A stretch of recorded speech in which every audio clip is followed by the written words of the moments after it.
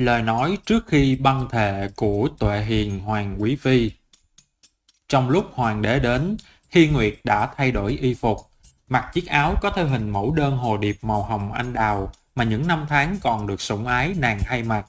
Nàng mang một ít trang sức mạ vàng, trên khuôn mặt dùng son phấn nhiều để che giấu sắc bệnh.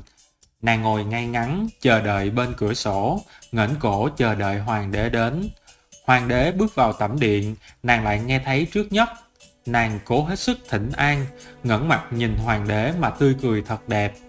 Nàng vốn là người bệnh lâu năm, chỉ còn có một cái bộ dáng hư hỏng, da thịt cũng đều đã biến mất, cho nên nụ cười này như là một tấm mặt nạ. Hoàng đế nhìn nàng mỉm cười như vậy, liền nhớ tới cái hình ảnh kiều diễm tuyệt luân nhiều năm qua, cho nên lại thấy có chút xót xa, liền đỡ nàng đứng dậy. Nàng đang bệnh, đừng lao lực, mau đứng dậy đi. Lời này là bình thường, nhưng lại rơi vào trong tai Hy Nguyệt. Nàng lại thấy tâm phế đau đớn cùng cực. Nàng không nhẫn nhịn được, liền rơi lệ.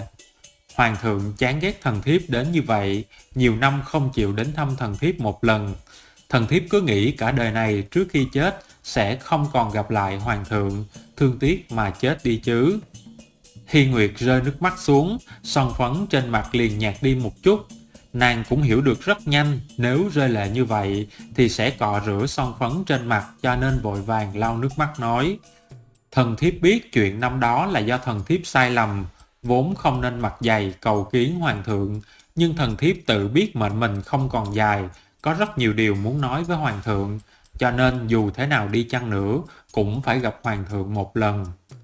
Hoàng đế thở dài, nàng đã bệnh đến mức này rồi, trẫm đến thăm nàng cũng là điều nên làm. Nàng làm gì phải cố gắng trang điểm như vậy chứ, lại mặc xiêm y đơn bạc như vậy, cẩn thận để lạnh mà làm hại thân mình. Hắn dặn, còn không mau đỡ quý phi nằm xuống đi. Hy Nguyệt sao lại chịu nằm được chứ, nên giãy dụa quỳ xuống nói: hoàng thượng, thần thiếp cũng biết không nên mặc như vậy, nhưng mà cái xiêm y này là năm đó hoàng thượng ban thưởng cho thần thiếp. Mỗi lần cùng hoàng thượng trò chuyện, thần thiếp luôn mặc nó. Nàng cố hết sức nói: Mạc Tâm, ngươi cho người lui ra bên ngoài đi, ở đây có bổn cung hầu hạ hoàng thượng rồi. Mạc Tâm cố gắng nhẫn nhịn nước mắt, lưu luyến không rời mà đưa mọi người lui ra ngoài, rồi lại đứng sau cửa điện mà chờ đợi. Hy Nguyệt quỳ trước mặt hoàng đế, chỉ vào đĩa trà bánh trên bàn nói: đây là trà long tỉnh mà hoàng thượng thích nhất, điểm tâm hoàng thượng yêu thích nhất là bánh hoa hồng. Hoàng thượng nếm thử đi, coi như đây là tâm ý cuối cùng mà thần thiếp hầu hạ hoàng thượng. Hoàng đế ngẩn người ra, dung sắc cũng chậm rãi lãnh đạm xuống nói: nàng nhất định phải gặp trẫm, có gì cứ nói thẳng đi, đừng để thân mình mệt nhọc. Hy Nguyệt gật đầu, lấy trong ngăn bàn một chiếc khăn tay đang cất giữ một vật. Nàng mở ra nói: Hoàng thượng còn nhớ chiếc vòng tay phỉ thúy xích kim liên hoa này không? Hoàng đế gật đầu nói: lúc Như Ý và nàng được gả vào vương phủ không lâu thì hoàng hậu có ban thưởng vật này cho hai nàng. Trẫm nhớ rõ, nó vẫn còn nguyên, sao bây giờ lại nát vỡ như vậy rồi?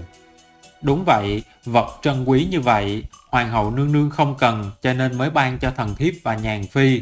Thần thiếp thật sự mang ơn, mấy năm nay hoàng hậu nương nương đối với thần thiếp chiếu cố không ít, thần thiếp cũng thật lòng kính sợ. Thật sự thần thiếp không thể tưởng tượng được nương nương lại giấu một vật trong cái đồ tốt như vậy. Hy Nguyệt lấy ra một viên thuốc màu đen nói: trong hạt châu của phỉ thúy này có nhát linh lăng hương, có tác dụng khiến nữ tử bị sảy thai. Nếu đeo cái này lâu dài thì sẽ làm đứt đoạn thai khí. Thần thiếp và nhàn phi mang thứ này hơn 10 năm, ngay cả chính mình cũng không biết vì sao lại không có hài tử. Quả nhiên, thần thiếp và nhàn phi đều là người hồ đồ. Hoàng đế chỉ liếc mắt nhìn lạnh lùng nói: trẫm không tin hoàng hậu đã làm chuyện như vậy. Hy Nguyệt nói: hoàng thượng không tin, thần thiếp cũng không muốn tin, nhưng sự thật ngay tại trước mắt mà chính tay hoàng hậu ban thưởng, thần thiếp không muốn tin nhưng lại không thể. Sắc mặt hoàng đế đông lạnh như miếng băng, mi tâm có chút lửa giận ẩn ẩn bốc lên. Khó trách nhàn phi và nàng nhiều năm vẫn chưa có thai, hóa ra lại có nguyên do như vậy.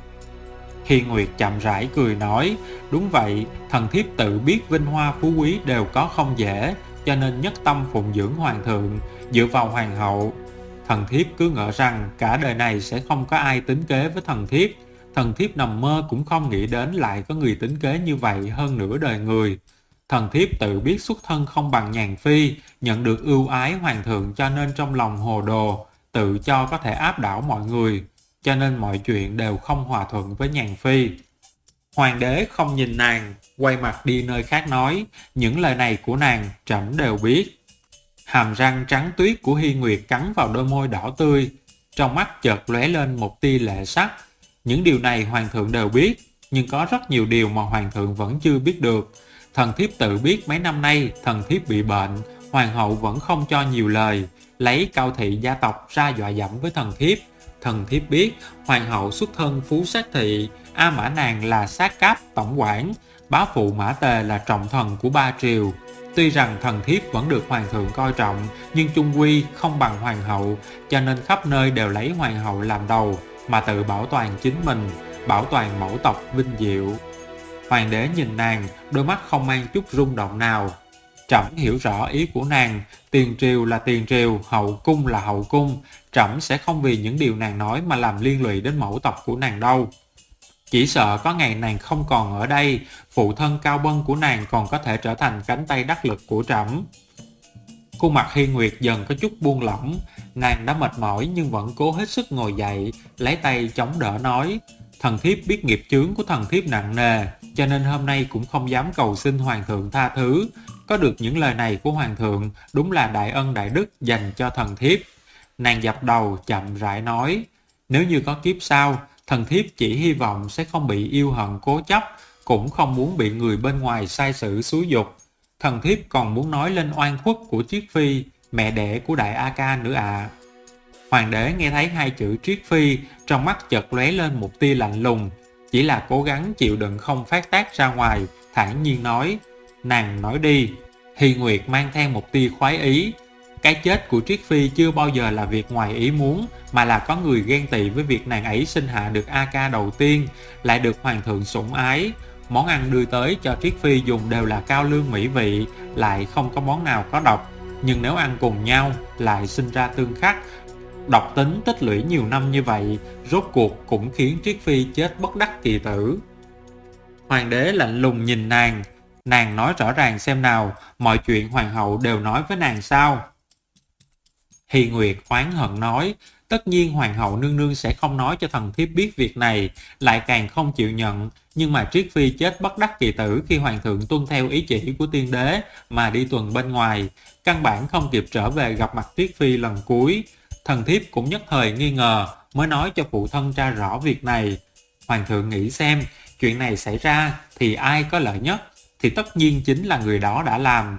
Lúc đó còn ở vương phủ, người không hòa thuận với Triết Phi chỉ có hoàng hậu mà thôi. Phi tần có trưởng tử trước khi có đích tử vẫn là chuyện mà hoàng hậu xấu hổ nhất. Thần thiếp nghĩ không ra, ngoại trừ hoàng hậu muốn Triết Phi chết thì còn ai muốn nữa chứ. Về điểm này, hoàng thượng không thấy nghi ngờ sao? Nếu không vì sao, sau khi Triết Phi chết đi, hoàng thượng dần dần bất hòa với hoàng hậu chứ? Hi Nguyệt cười đến thê lương, Triết Phi chết đi, hoàng hậu cũng thấy hoàng thượng bất hòa với nàng ta. Nàng ta sợ nhất không biết được tâm ý của hoàng thượng, suốt ngày lo sợ cho nên mới mua chuộc thái giám bên cạnh hoàng thượng là Vương Khâm để truyền tin tức, lại đem Liên Tâm gả cho Vương Khâm. Còn về phần A Nhược cũng là do hoàng hậu trấn an hứa hẹn mới khiến nàng ta làm việc cho chúng thần thiếp. Sau khi Nhàn Phi đi vào lãnh cung, hoàng hậu vẫn chưa từ bỏ ý định hãm hại, đều đem món ăn có tính hàn lạnh cho Nhàn Phi, khiến cho bệnh tình phong thấp Nhàn Phi càng ngày càng nặng. Chuyện lãnh cung bị cháy khiến cho Nhàn Phi thoát không được, cũng là do hoàng hậu chủ mưu.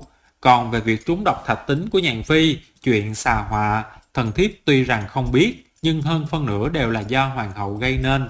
Nàng ngẩng mặt nói, hoàng thượng, thần thiếp chỉ biết nhiêu đó, còn việc mưu hại hoàng tử của các tần phi khác, mặc dù thần thiếp chưa tận mắt nhìn thấy, nhưng hơn phân nửa hoàng hậu cũng không thoát được can hệ, cho nên báo ứng ông trời, hoàng hậu cũng không giữ được tính mạng của Đoan Tuệ thái tử.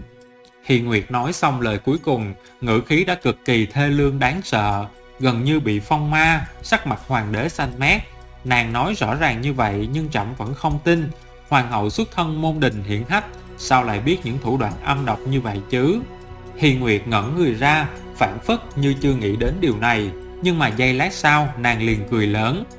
Hoàng thượng, khi một người muốn làm điều ác, thủ đoạn có âm độc thế nào thì cũng có thể biết được, học được mà thôi. Huyệt thái dương đột ngột nhảy lên, hơi thở hoàng đế càng ngày càng nặng, thần sắc dường như có chút tinh. Tay hắn nắm chặt vào chiếc bàn, trấn tĩnh nói, tuy rằng nàng bệnh sắp chết, nhưng nếu như có nửa câu không đúng, trẫm vẫn sẽ làm cho nàng sống không bằng chết. Nàng phải hiểu được, hoàng hậu là chi chủ lục cung, nói xấu hoàng hậu chính là tội nặng. Thần thiếp biết, hoàng hậu ở trong lòng hoàng thượng bất quá cũng chỉ là hoàng hậu, nàng ta cần cù tiết kiệm, nghiêm túc ở lục cung, nàng ta cao quý ung dung không tranh đấu tình cảm. Nàng ta có gia thế cao quý, cũng từng vì hoàng thượng mà sinh hạ đích tử, cho nên chẳng sợ hoàng đế biết việc làm không phải của nàng ta, thì cũng sẽ cho mình nhiều lý do không thể đi truy vấn. Bởi vì hoàng thượng kinh sợ, sợ nàng sẽ làm cho hoàng thượng thất vọng. Hi Nguyệt liên tục cười lạnh, suy yếu nằm trên mặt đất, thở hổn hển nói, người ta trước khi chết đều luôn nói thật. Thần thiếp mang cái thân đầy tội nghiệp này đi đến địa ngục, thì còn có cái gì không dám nói chứ.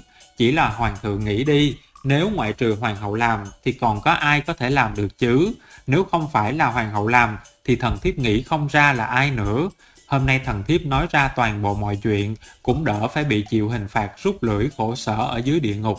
Thần sắc hoàng đế đen sẫm, ngữ khí rét lạnh như băng, khiến người khác cảm thấy run rẩy, chậm rãi phun ra hai chữ, độc phụ. Hi Nguyệt thở hổn hển, nàng cười vang nói, hoàng thượng nói đúng, tất nhiên thần thiếp là độc phụ, hoàng hậu càng là độc phụ, nhưng mà hoàng thượng cưới hai độc phụ này thì hoàng thượng thấy xứng đáng không? Với lại, hoàng thượng và hoàng hậu tất nhiên đều do trời đất tạo nên một đôi, hoàng hậu là độc phụ, đúng là xứng với hoàng thượng thấy không phải sao? Hoàng đế nghe thấy ngữ khí oán độc của nàng, lại không muốn lưu tâm. Thật lâu sau, cái nổi giận trên khuôn mặt cũng dần biến mất. Hắn liếc mắt nhìn nàng, thần sắc lạnh lùng đến cực điểm. Nàng đã nói ra hết rồi chứ, còn muốn nói gì không? Hi Nguyệt thấy hắn không oán giận, khuôn mặt hờ hững không biết sao trong lòng ngực nàng, muốn chảy máu.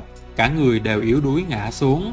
Nàng thấy mệt mỏi cùng cực, vỗ về trước ngực, cố hết sức chậm rãi nói ra từng chữ. Thần thiếp thật sự không được nữa rồi, còn có một chuyện thần thiếp thật sự muốn hỏi hoàng thượng, nếu không, cho dù nằm dưới đất, thần thiếp chết cũng sẽ không nhắm mắt. Nàng lấy trong tay áo một chút phương thuốc, run rẩy nói, hoàng thượng, đây là phương thuốc mà Tề Nhữ và đám thái y ở Thái Y viện kê cho thần thiếp càng uống càng bệnh, khí hư huyết ư càng tăng thêm đến nỗi không thể có thai. Nay thần thiếp nghĩ lại, hoàng thượng và hoàng hậu nương nương đúng là phu thê đồng tâm, đều muốn thần thiếp không có được hài tử. Thần thiếp tự hỏi tâm ý thần thiếp chưa bao giờ có nửa phần giả dối với hoàng thượng. Từ khi còn ở vương phủ, hoàng thượng cho thần thiếp ngôi vị Trắc Phúc Tấn, lại trở thành quý phi duy nhất của hoàng thượng. Vì sao hoàng thượng còn muốn tính kế với thần thiếp như vậy? Vì sao không muốn thần thiếp sinh hạ hài tử cho hoàng thượng? Đáy mắt hoàng đế lóe ra một tia ám hỏa tối tăm. Một lát sau, hoàng đế từ từ cười ra tiếng nói, tính kế sao? Trẫm tự xưng là thông minh, nhưng lại không so được cái tính kế đầy trong lòng các nàng. Nếu trẫm nói trẫm không làm chuyện này, thì sợ nàng cũng không muốn tin. Hi Nguyệt rùng mình mạnh, gắt gao nhìn chằm chằm vào hoàng đế. Hoàng thượng nói thật sao? Hoàng đế vươn tay, nâng chiếc cằm của nàng lên, hình như có vô hạn cảm khái, thanh âm của hắn có chút khàn khàn ôn nhu. Thật. Cái gì là thật? Hi Nguyệt à, nàng đối đãi với trẫm có chân tâm, lại cũng chưa bao giờ tính kế với trẫm. Nếu không phải trẫm thích nàng thì sủng ái nhiều năm, mà trẫm đối với nàng như vậy cũng không thể giả vờ được. Trẫm nhớ rõ lúc trẫm với nàng gặp, lúc đó nàng ôn nhu thẹn thùng. Cho dù sau này phụ thân nàng đắc thế, thì nàng ở trước mặt trẫm vẫn nhu uyển dịu ngoan. Cho nên dù trẫm ban cho nàng ngôi vị quý phi, nuông chiều nàng nhiều hơn một chút, nhưng trẫm vẫn không so đo với nàng. Nhưng sao nàng lại biến thành một phụ nhân ngoan độc như vậy chứ? Phú quý mà nàng có vẫn không thỏa mãn được nàng sao? Là trẫm thay đổi hay là nàng thay đổi? Nếu chúng ta ai ai cũng chân tâm với nhau, thì nàng còn gì phải hỏi những điều này? Lòng ngực mỏng manh của Hi Nguyệt kịch liệt phập phồng. Rốt cuộc vẫn không chịu nổi lời nói của hoàng đế, nước mắt nóng hổi cuồn cuộn mà rơi ra, phảng phất như nước lũ bị vỡ đê, son phấn trên mắt bị cọ rửa ra từng đợt.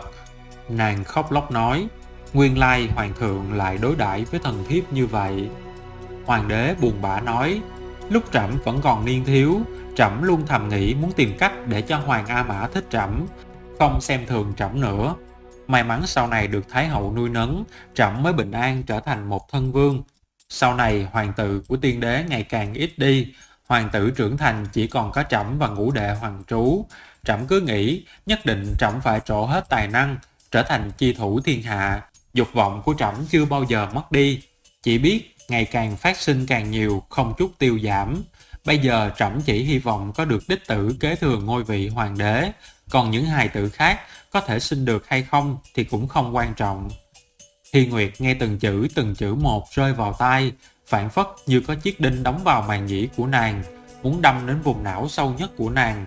Hoàng đế nhìn nàng khóc đến mức son phấn trang điểm mất đi, chậm rãi nhắm mắt lại. Nàng cũng mệt rồi, nàng nghỉ ngơi đi. Còn những chuyện phía sau, trẫm sẽ an trí, sẽ cho nàng một cái thụy hào, một cái kết thật đẹp, cũng không uổng công nàng theo trẫm hầu hạ nhiều năm như vậy. Hai mắt Hy Nguyệt đẫm lệ suy ngốc cười nói, thụy hào sao? Hoàng thượng nghĩ thần thiếp thích ban thụy hào lắm sao? Vậy thì hoàng thượng tha thứ cho thần thiếp nói một câu, cả đời này của thần thiếp tự như một hồi si mộng, hối hận cũng không còn kịp nữa rồi. Chỉ hy vọng kiếp sau không được rơi vào nhà đế vương, thanh thanh lẳng lặng gả cho một người bình thường, giúp chồng dạy con, cũng là một người hiền đức lương thiện là đủ rồi. Hoàng đế đứng lên, bước đi thong thả ra ngoài. Đây là thỉnh cầu cuối cùng của nàng, trẫm sẽ đáp ứng. Trẫm sẽ dùng chữ hiền để ban thụy hiệu cho nàng, ban cho mong đợi kiếp sau của nàng. Hai mắt Hy Nguyệt đẫm lệ mơ màng nhìn bóng dáng hoàng đế rời đi. Nàng cố hết sức ngồi dậy cười lạnh. Hoàng thượng, cho dù hoàng thượng không chịu nhận, nhưng thần thiếp vẫn hận hoàng thượng đến cùng cực. Nàng vuốt ve chiếc ghế hoàng đế vừa ngồi, dựa vào chiếc đệm lông ngỗng si ngốc cười nói, vậy thì hoàng thượng hãy cho thần thiếp tính kế với hoàng thượng một lần nữa đi, chỉ một lần này thôi. Nàng ngã xuống, nằm trên mặt đất, ho khan kịch liệt, khóe môi có chút máu tươi trào ra. Nàng để mặt cổ họng đang trào máu tươi, chậm rãi vuốt ve, chỉ là mỉm cười. Mạc Tâm nghe thấy động tĩnh, liền chạy vào thấy, sợ tới mức hồn bay phách tán nói, nương nương làm sao vậy? Hy Nguyệt mở to hai mắt, gắt gao nắm chặt vạt áo của Mạc Tâm nói, Mạc Tâm, ngươi là người hầu hạ ta lâu nhất, ta chỉ có một câu dặn ngươi, ngàn vạn lần đừng bao giờ quên hoàng hậu đã hại ta như thế nào. Mạc Tâm thấy nàng mở trừng to con mắt, sợ hãi khóc lóc nỉ non khuyên nhủ, nương nương đã đến mức này rồi thì còn giữ lại ý niệm đó làm gì chứ à, dù sao thân mình vẫn là quan trọng nhất à. Gân xanh trên mu bàn tay Hy Nguyệt nổi lên, vặn vẹo như những con rắn lục. Nàng khàn giọng nói, ta không được nữa rồi, nhưng nếu ngươi còn sống ngày nào, thì ngươi hãy nhớ rõ giúp ta, nhớ rõ hoàng hậu đã đối đãi với ta như thế nào. Chuyện gì nàng ta cũng phân phó Tố Tâm đến nói cho ta biết. Hóa ra nàng ta lại có tâm khác, nguyên lai nàng ta đã hại ta cả đời này rồi. Mạc Tâm ngấn lệ nói, nương nương đối đãi với nô tỳ đại ân đại đức, nô tỳ dù chết cũng không quên. Nương nương, nô tỳ đưa nương nương lên giường nghỉ ngơi nào. Hy Nguyệt kiệt lực vươn tay, chỉ vào cái đệm lông ngỗng mà hoàng đế vừa mới dựa vào, yết hầu khàn khàn nói, nhanh đi thiêu đi, cái vật bẩn đó không được giữ lại.